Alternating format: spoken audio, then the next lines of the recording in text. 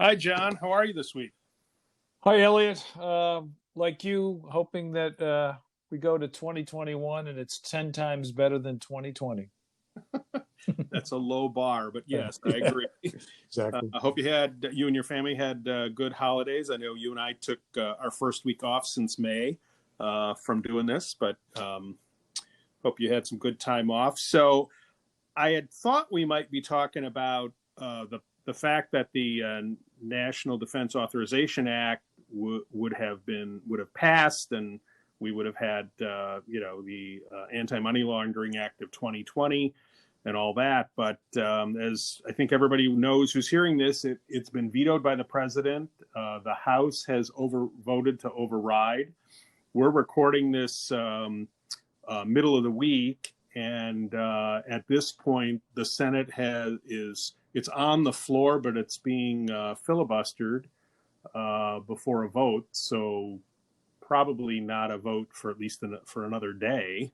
And at that point, it had enough votes to override when it was approved, but don't know for a fact what the Senate will do. Yeah, it's going to happen, and then, like I said, we'll have a lot of programming related to this going forward, and just urge folks to continue to monitor. But yeah, it will happen. It just may take a couple extra days. Yeah, so the thing that I did see this week, actually just today, came out. 22 members of the House Financial Services Committee sent what is effectively a comment letter to the OCC, urging them to withdraw the proposal that they issued in the 20th of November in a notice of proposed rulemaking that would require national banks to provide financial services to gun manufacturers and fossil fuel companies. Did you see that release? I did, and obviously you can still file comments on the proposal until quickly till January 4th. But what struck me about this when I first saw it, and this letter, continue to confirm that, was how one-sided this proposal was. The acting comptroller is a person by the name of Brooks, so I don't know how long he'll be in role. But this talks a lot about telling financial institutions that they need to be more aware of different businesses and not make decisions on lending and credit allocation based on policy.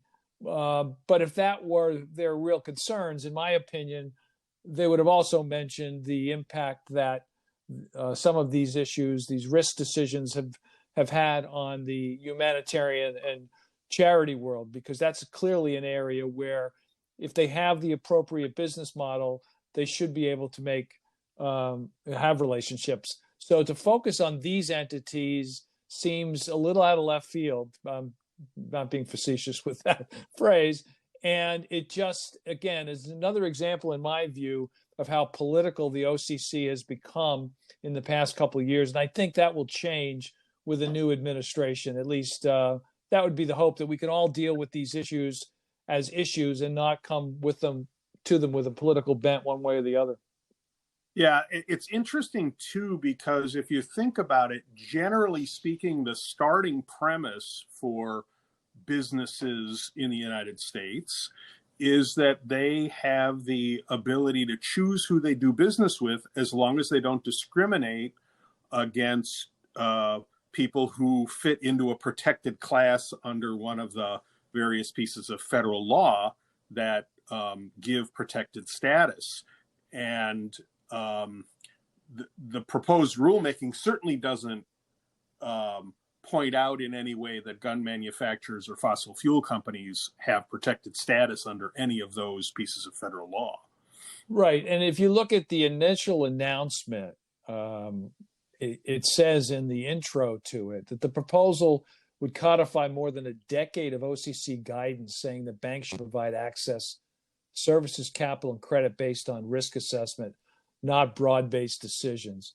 That hasn't been going on for a decade. That's just not an accurate statement, given the work we've done in de-risking with the humanitarian world. So that's actually not simply not true. And so limiting it to what they focused on, I think, is problematic. And they also make the point, the members of House Financial Services, is if you really do care about opening up access, you would make a change in your views on CRA. And I'm no expert in the Community Reinvestment Act, but obviously there's been a lot of political discussion about that. And even the Federal Reserve said that they didn't support what the OCC was proposing with CRA, and they are coming up with their own view. I mean, that's a whole separate issue than AML. But I think this goes back to, the politicization, if you will, of issues that should really be based on making a risk assessment. Does it fit the business model? Can you mitigate the risk? And then you proceed, right? As opposed to making decisions based on outside interference that tells you that, we need to support gun dealers or fossil fuel companies, that sort of thing. Yeah, I think that's right.